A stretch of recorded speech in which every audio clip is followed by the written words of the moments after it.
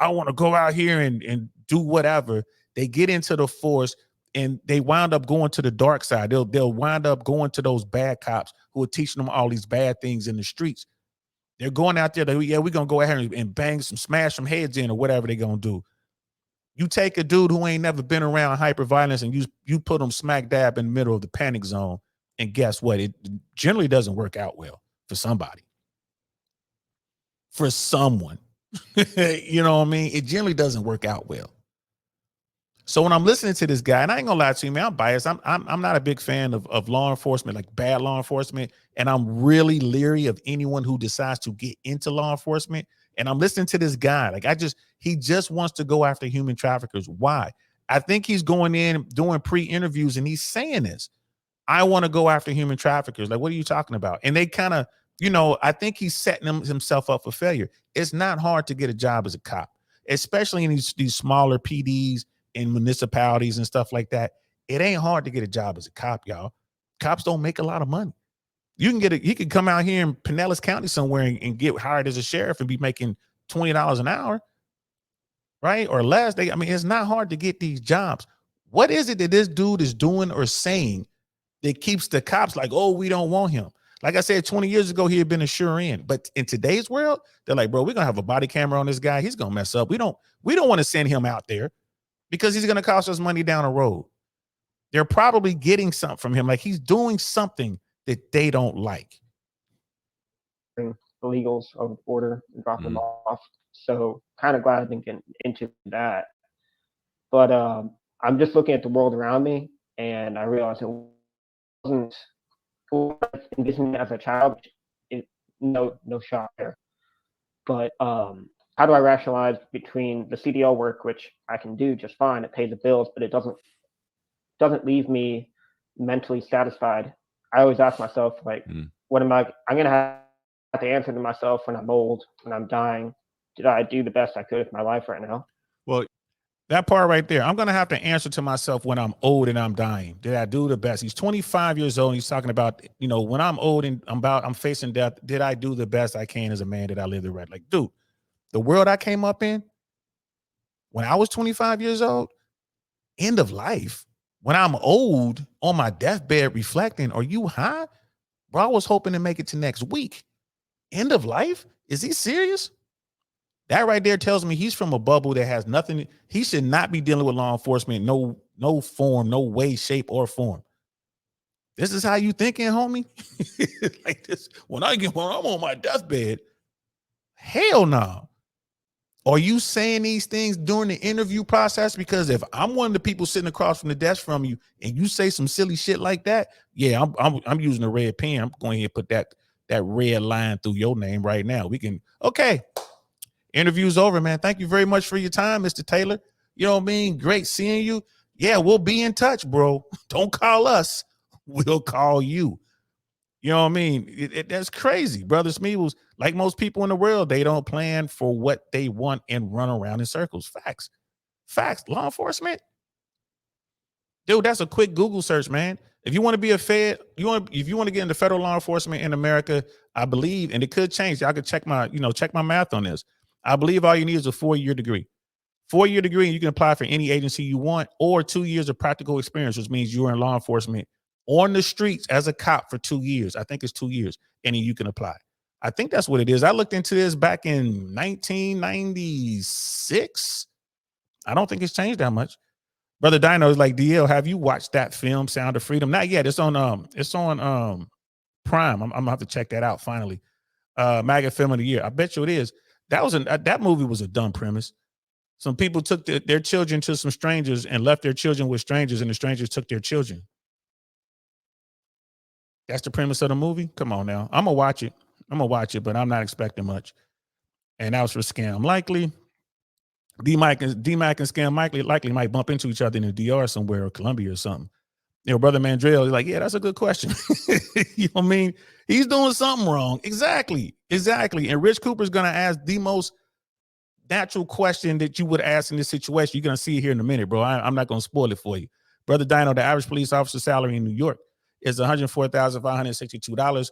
I think that is including all kind of differential pays and stuff like that, overtime, shift work. Like, sometimes you get paid for working at night, doing whatever, pulling double shifts and stuff like that. Um, I would say that the base pay is way less than that. It's kind of like in air traffic control. They would say, oh, the average salary of an air traffic controller right now is probably what, $250,000. But what it is they're just doing the math. There's this many air traffic controllers. Here their salaries. We added it all up, divided it by this, and here's the average salary. The median salary will be way less. And air traffic controllers go through this all the time because we do get differential pays and stuff like that. So your base salary might be $50,000, but you can guarantee once you finish training and all that and you start working like shift work and stuff like that, you get differential pays and training people and all this other kind of stuff. You can add 15% to that off rip. So whatever you make, add 15%. That's pretty much what you're going to be making, more or less. Same thing with law enforcement. So $104,562, that sounds like a lot. But I think that includes a lot of differential pays and stuff like that. I bet you the average base salary for a police officer in New York City, I would say that the average is the base salary probably 60 grand, somewhere between 60 and $70,000 base. That's just me guessing. But you could probably look that up somewhere. So let's continue. Here's the interesting thing about that is as you get older, your opinions and your interests will evolve and change. So what you like today and what you want to do today in your early 20s won't be the same in your 30s, 40s, and 50s. I can tell you that from experience.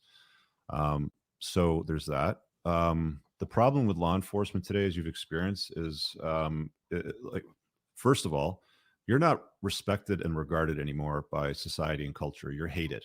Right? If you wear a badge and you carry a gun, it's law enforcement, serve, protect. Even in trafficking realms like outside of conventional law enforcement, you're generally not admired and or respected by society and culture today. I had, after the whole George Floyd thing, I had a panel of cops on one of my podcasts. I can't remember which episode it was, but you can search both of my channels and find it on one of them for sure.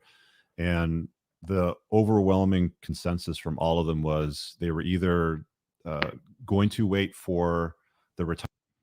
Y'all see dude cracking his neck and all that and being nervous. I get a lot of that. Like, he's on camera. He understands a lot of people watching.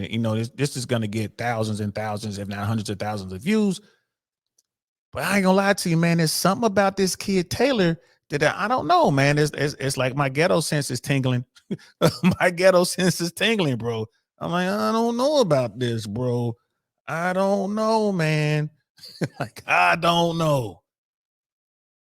Retirement pension, which was a few years down the road, or they were going to exit law enforcement, and they didn't encourage young straight white males to enter into law enforcement just because it's so hostile towards them.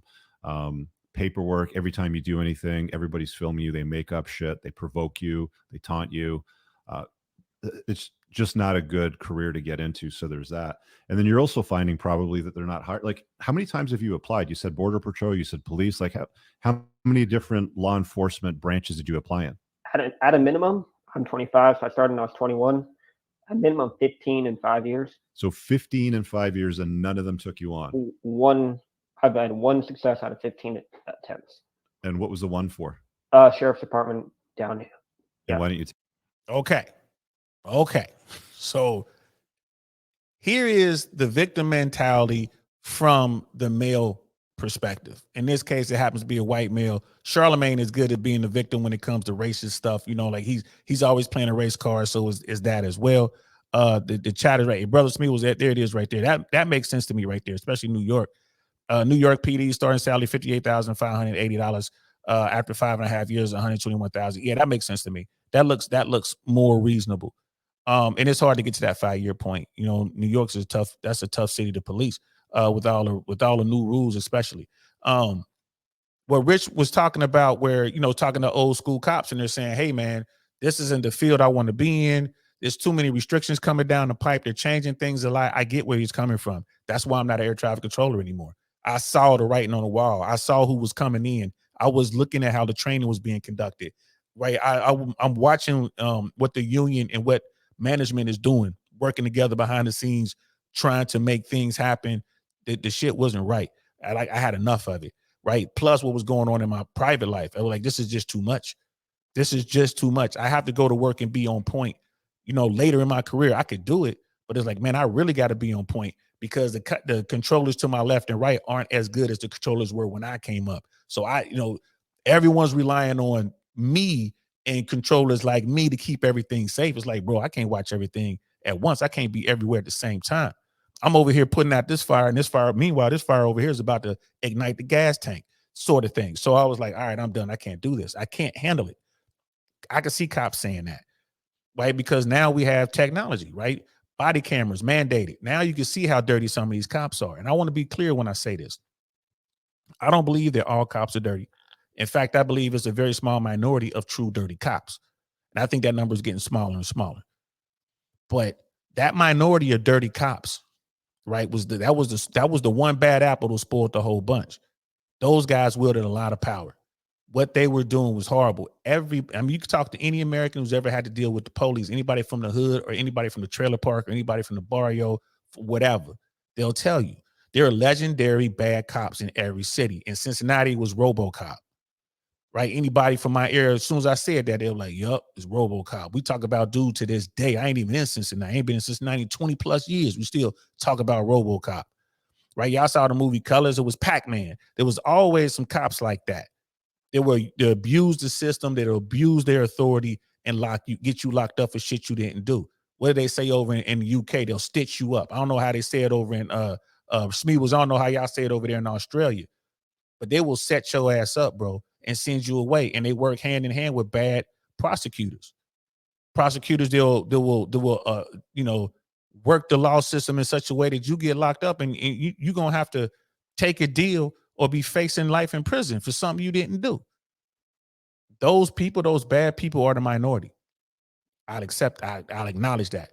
But it doesn't change the fact that they have made it bad for everyone who wears the badge, the shield, whatever, the boys and girls in blue, whatever. And the fact that cops back then would protect these bad cops. So now you got these older cops saying they're leaving. A lot of those cops are the bad cops. Like, let me get the hell out of here before they catch me. They're going to lock me up. I got to get out of here. I got to go. Right? Because, body camera footage, everything. America ain't playing. They locking cops up. When what's his face got locked up over the George Floyd thing, that changed it.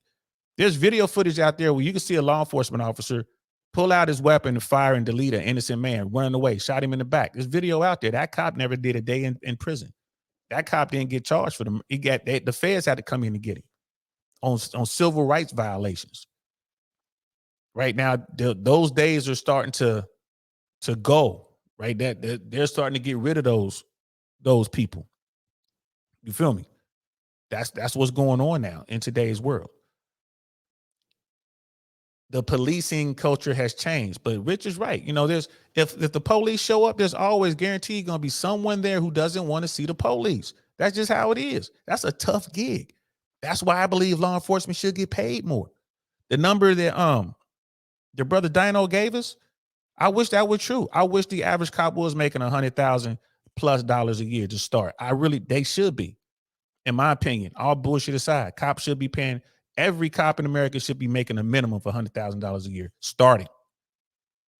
But the training should be rigorous. It should be very difficult to do. It should be hard to be a cop. You want the best and brightest. This kid right here, Taylor, is not the best nor brightest. And I think we all can agree. We cannot just listen to this dude talk. I think we can all agree. And the fact that he's about to tell you how he was a sheriff somewhere in Texas. This dude was part of a sheriff department somewhere in Texas. Well, what happened, homie? Your dream is to chase bad guys on the border. You're in Texas, a border state. You're a sheriff. What happened, homie? We're about to find out what happened. You know what I mean? About to look into it, bro. But this dude right here, definitely red flags. Right. And Smee was like, yeah, that's some definite red flags about him not getting a job. He got a job. He had a job as a sheriff in Texas.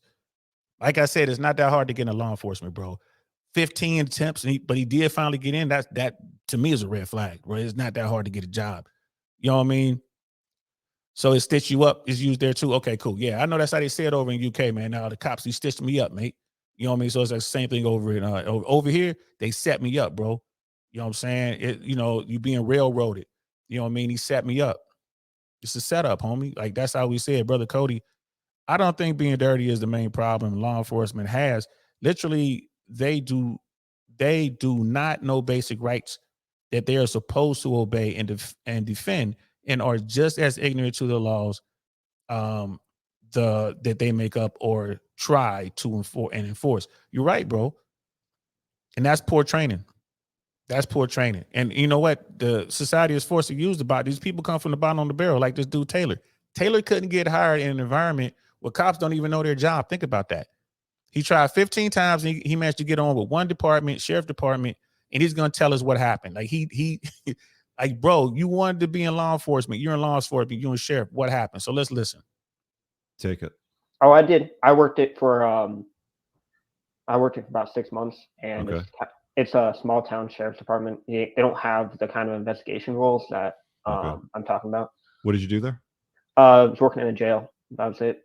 Okay. So were you a police officer, like patrol, like No. squad car stuff? So No? no, you're just you're basically the guard. redheaded stepbrother. You know, they leave you in the prison. You handle. They bring people to you off the street. You handle the people on the street. You get them out. You don't look. I guarantee you, and I'm willing to bet $1 to a donut here. I guarantee you that yes, he was a sheriff. Yes, he was starting in the prisons, but you start in the jails. You start there. Normally they tell you got to work here for a year, 2 years, whatever it is, 3 years, and then they put you on the street. That's how they do it in California. LA County sheriffs, whenever you get hired by them, you start in their prison system. And then they transition you to the streets. I'm willing to bet anything that is the case here with this dude. He didn't want to put in the work. I don't want to deal with prisoners. I want to go chase coyotes. I want to deal with human traffickers. Well, in order to get there, Bubba, you got to start here. Right? You want to be a jet pilot? We don't just put you in a F-18, right? You're going to start in a Cessna or a Piper Cub, really. They're going to start you in a Piper Cub or a Cessna. You're going to work your way up to a jet. We're not going to hire you as a sheriff and then put you on the street. You don't know nothing. You 20-something years old. You don't know nothing. We don't even want to put you in the jails. We giving you this opportunity, bro. We shouldn't be hiring you. And he left.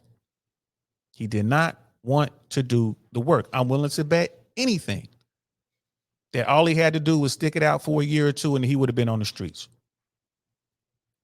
He'd have been on